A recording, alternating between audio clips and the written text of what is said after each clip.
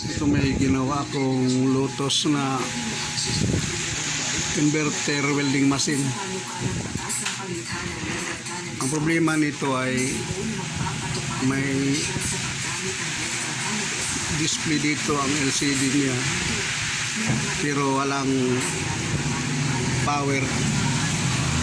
Walang power na lumabas dito. Walang voltahe din. Ngayon dito ako nag-check ng mga IGBT, insulated gate transistor, bipolar resistor. Dito may short dito sa isa dito. Ito ang pinalitan ko. Kung mapansin nyo, mahaba ang pins niya. Ito ang pinalitan ko. Ito okay. Tapos ito ang sira dito. Ito siya. Ito ang sa kanya. Ang galing dito. Ngayon pinalitan ko na. Ito dito kasama na ito sa power niya. Tagdalawa sila. Ito dalawa. Apat lahat sila. Ayan. Ito lang ang isang sira. Pinalitan ko na.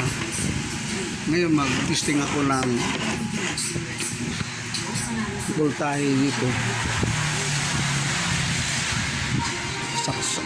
I-on ko muna. Yan.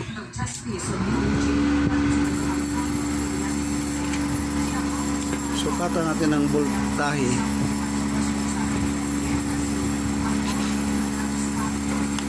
Ito sa negative.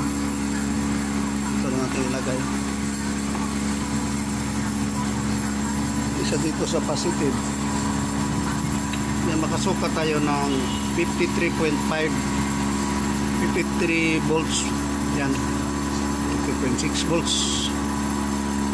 Ganyan siya. Minsan pag umabot na yan ng 50 volts, okay na yan. Ngayon subukan natin. Dito na lang natin dito pala nakabit ang ground.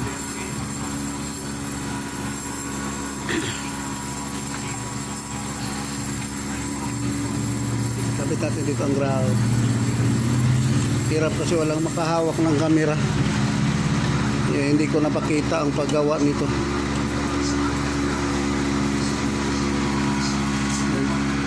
Ganyan lang. Oh. Ang hirap. Hirap ang abo. Ayan, testing natin.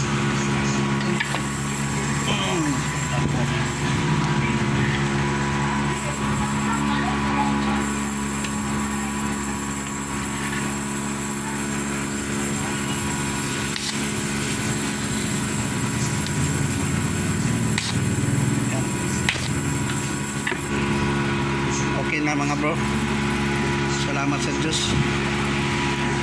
Pangatlo na ito sa isang linggo. Sa linggong ito, pangatlo ko na ito nagawa.